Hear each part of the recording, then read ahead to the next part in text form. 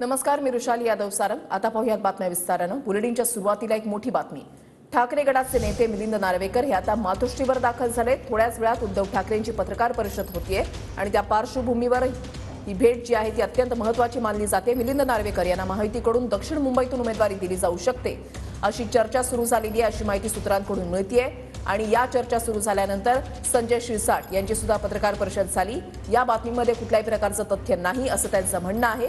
आणि आता ही बातमी समोर आल्यानंतर, या चर्चा सुरू झाल्यानंतर मिलिंद नार्वेकर हे आता मातोश्रीवर दाखल झालेले आहेत। थोड्याच वेळात ठाकरेंची पत्रकार परिषद होतीये।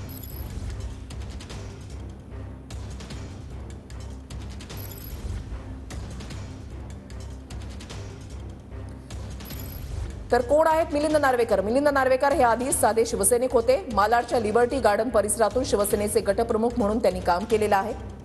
1992च्या महापालिका निवडणुकीआधी त्यांचा वॉर्ड विभागला। नवीन वॉर्डाचं शाखा प्रमुख पद मिळेल या आशेनं पहिल्यांदा ते मातोश्रीवर आले। मातोश्रीवरच्या भेटीनंतर थेट उद्धव ठाकरेंचे स्वीय सहाय्यक झाले। उद्धव ठाकरेंच्या नेत्यांना वेळ देणं, दौरा आखण्याची कामं ही नार्वेकर करतात। ठाकरेंचे राईट हँड अशी त्यांची ओळख। शिवसेनेमध्ये प्रस्थ त्यांचं वाढलंय। 2018 मध्ये शिवसेनेमध्ये संघटनात्मक पद मिळालं। शिवसेनेचे सरचिटणीस झाले।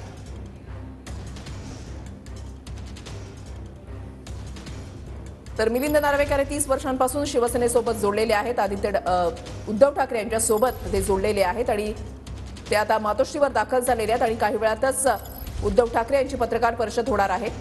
गिरीश गायकवाड आमचे प्रतिनिधी आमच्या सोबत आहेत, अधिक माहिती जाणून घेणार आहोत। गिरीश, नार्वेकर मातोश्रीवर दाखल झालेत।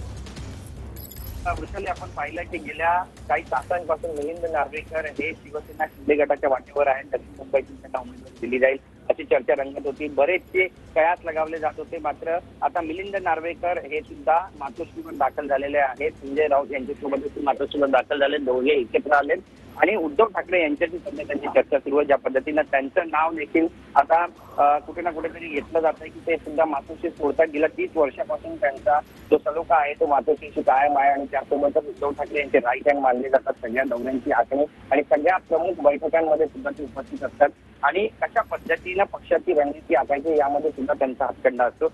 आणि आता त्यांच्याच नावाची जी चर्चा आहे ती शिवसेना सोडण्याबाबतची आहे आणि दक्षिण मुंबईतून त्यांना खासदारकीचं तिकीट दिलं जाईल, लोकसभेच्या उमेदवारीचं तिकीट दिलं जाईल अशी चर्चा काही तासांपासून घडते आणि यावर आता ते पडदा टाकणार आहेत आणि फार महत्त्वाचं ठरणार आहे। आता काही वेळातच उद्धव ठाकरे यांची पत्रकार परिषद होणार आहे। या पत्रकार परिषदेमध्ये हा मुद्दा सुद्धा उचलला जाईल आणि त्यामध्ये ते नेमकं काय उत्तर देणं महत्त्वाचं ठरणार आहे।